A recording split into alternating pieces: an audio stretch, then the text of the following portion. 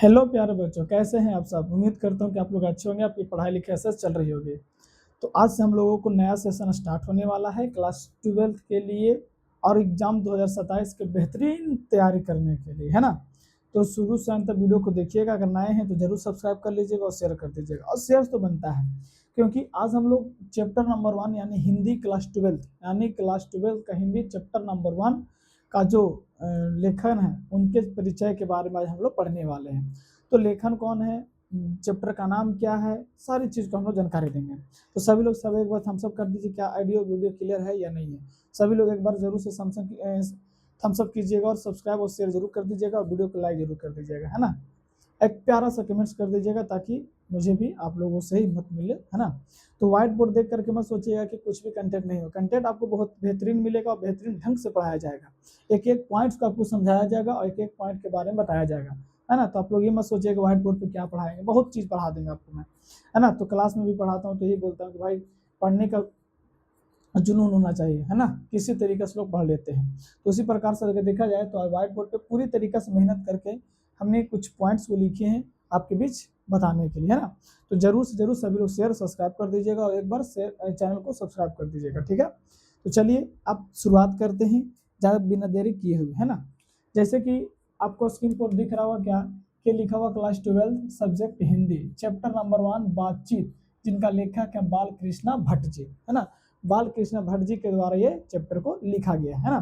तो और एक नोटिस समझ लीजिएगा कि इस यूट्यूब चैनल पे क्लास 10th का ऑल सब्जेक्ट पढ़ाया जाएगा और क्लास 12th का हिंदी और आपका बायोलॉजी दोनों सब्जेक्ट का आपके बीच पढ़ाया जाएगा, है ना।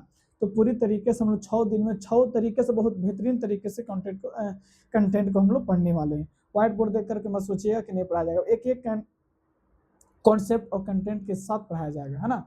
तो कहीं से भी मिला सकते हैं और बेहतरीन ढंग से आप लोग इस पर तैयारी कीजिए, है ना, क्योंकि एग्जाम 2027 के लिए आपके लिए इस चैनल को पूरी तरीका से खोल दिया गया है ना। चलिए मैं उम्मीद करता हूँ कि आप लोगों को समझ में आया होगा, है ना। तो चलिए बिना देर किए हम लोग इसको आगे बढ़ते हैं। जैसे देख रहे हैं कि क्लास 12 का है सब्जेक्ट हिंदी, क्या है सब्जेक्ट हिंदी है जी। चैप्टर का नाम क्या है, बातचीत, जिनका लेखक है बाल कृष्णा भट्ट जी के द्वारा लिखा गया है ना।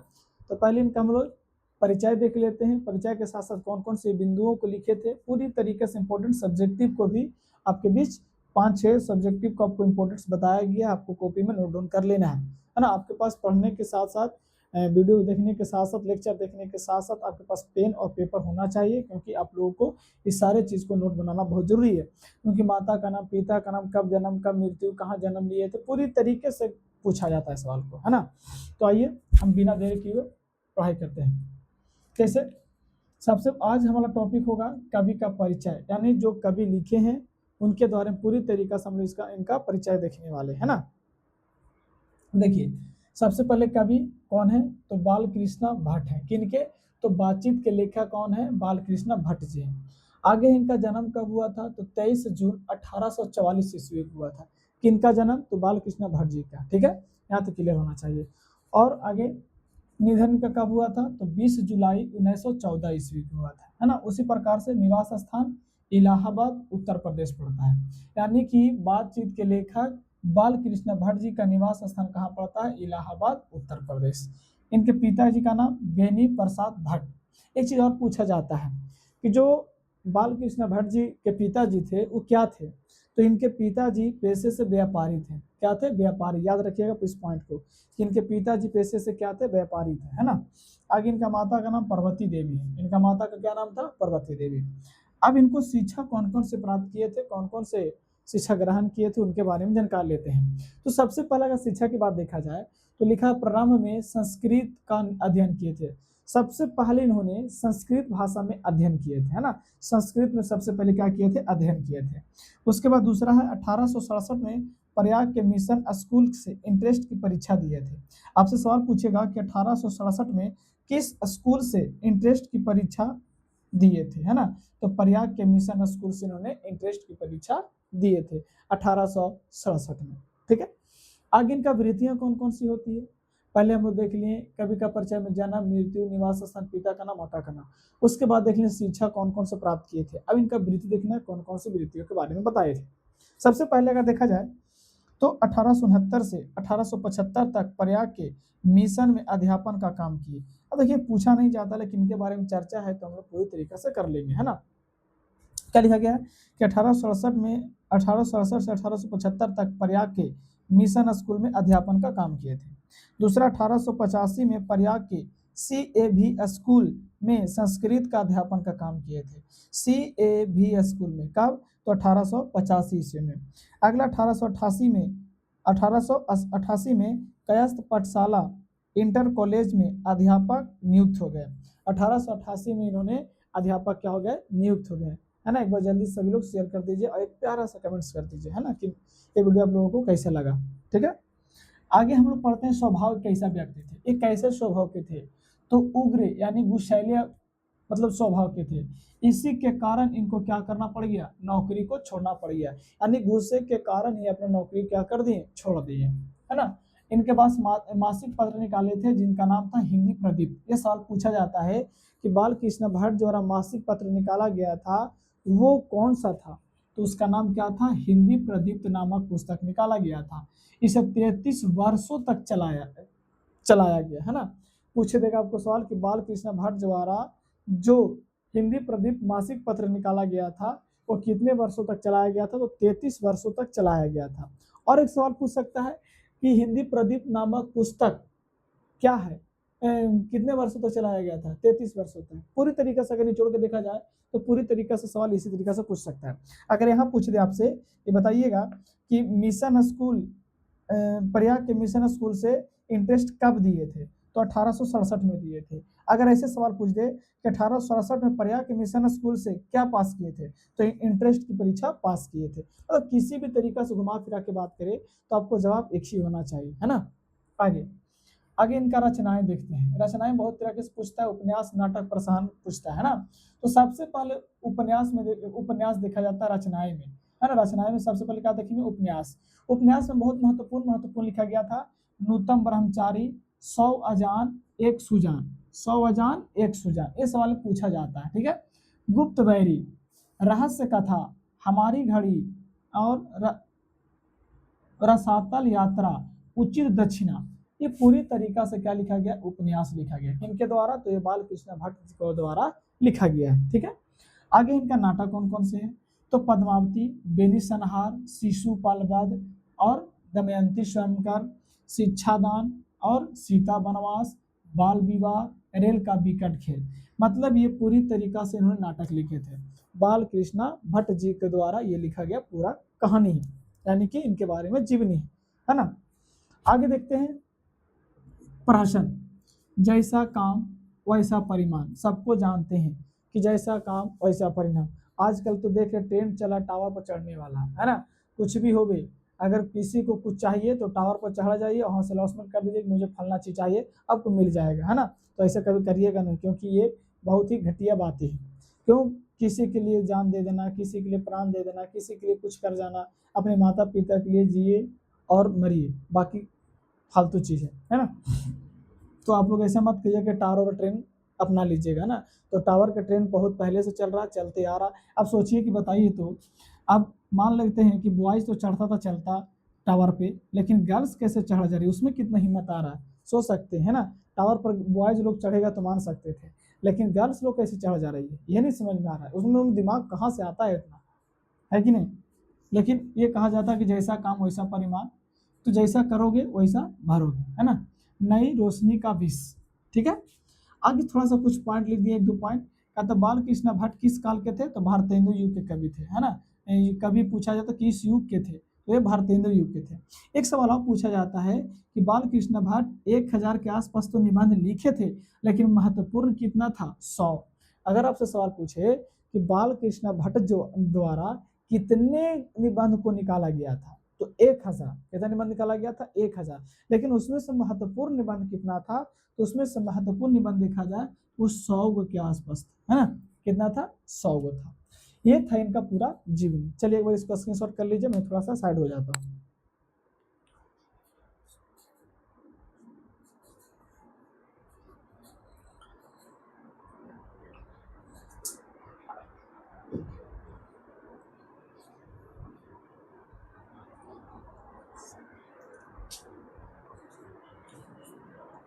चलिए, मैं उम्मीद करता हूँ कि आप लोग स्क्रीनशॉट कर लिए होंगे।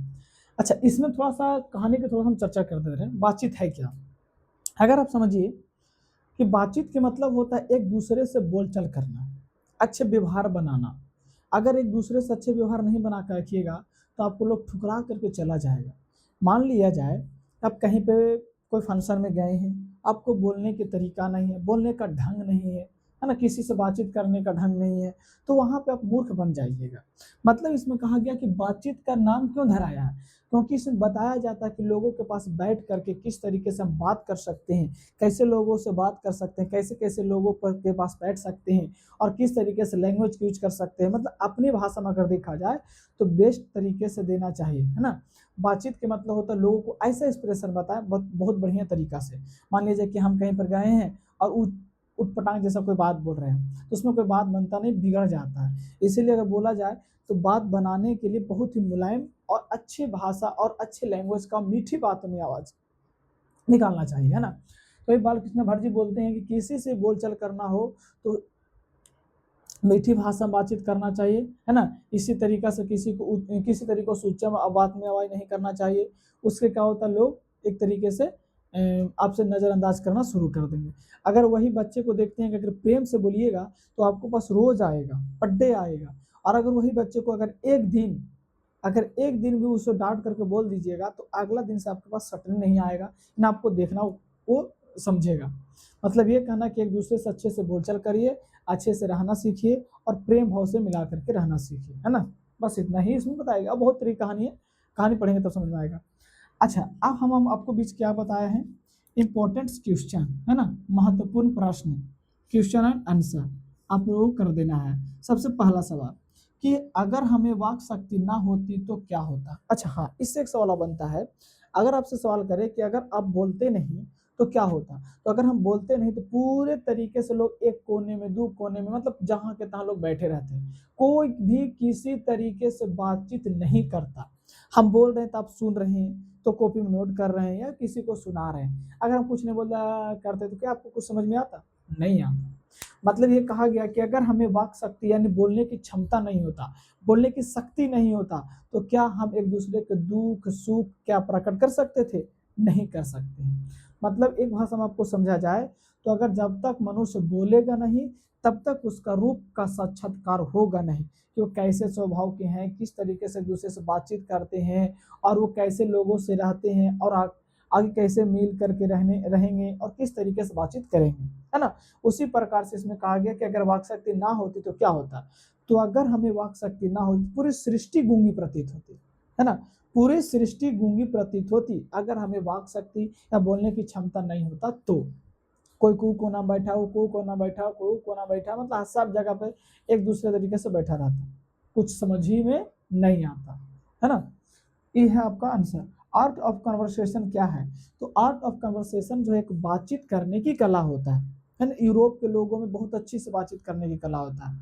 तो आपसे सवाल पूछे कि आर्ट ऑफ कन्वर्सेशन कहाँ के लोगों में प्रचलित है, तो ये यूरोप के लोगों में प्रचलित है, बहुत ज़्यादा फेमस है यहाँ के लिए, क्योंकि वहाँ यूरोप के लोग बहुत अच्छे से बातचीत करते हैं, बहुत अच्छे से भेदभाव करते हैं, प्रेम से रहते हैं, अच्छे से बातचीत करते हैं।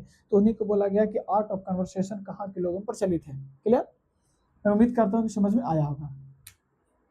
पहला सवाल कहता है कि अगर हमें वाक शक्ति ना होती तो क्या होता। अगर ऑब्जेक्टिव पूछा जाए तो पूरी सृष्टि गूंगी प्रतीत होती। कैसी प्रतीत होती, गूंगी प्रतीत होती।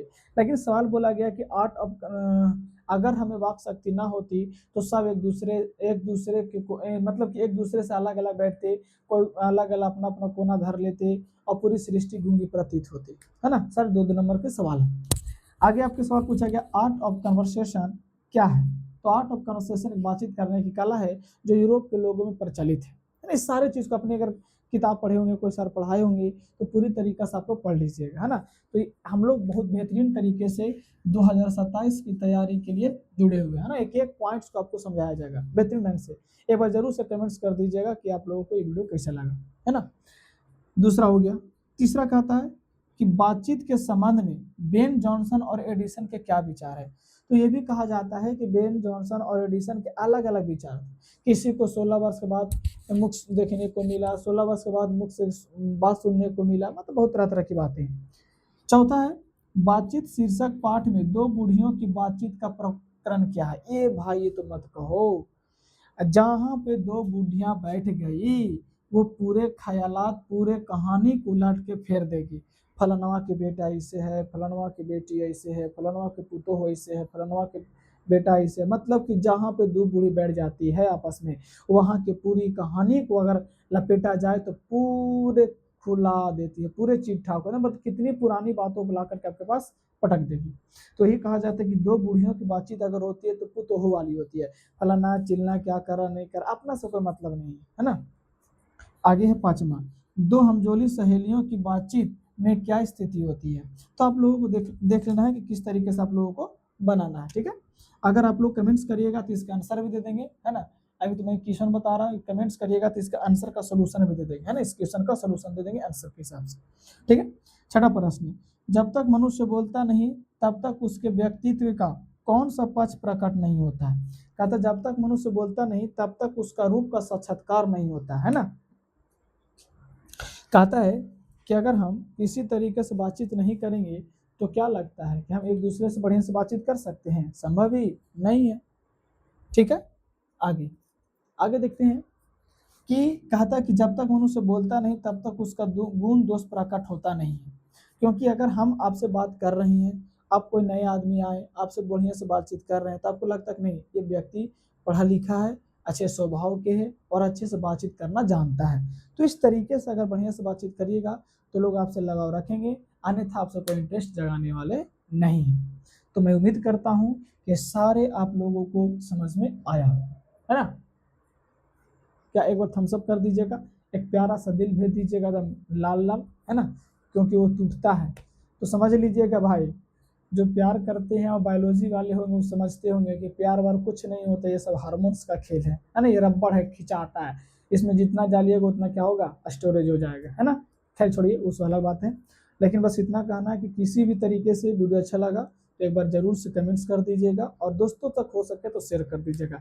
एक एक पॉइंट्स को आप लोगों को बीच बताया जाएगा, पूरी तरीके से बताया जाएगा, है ना।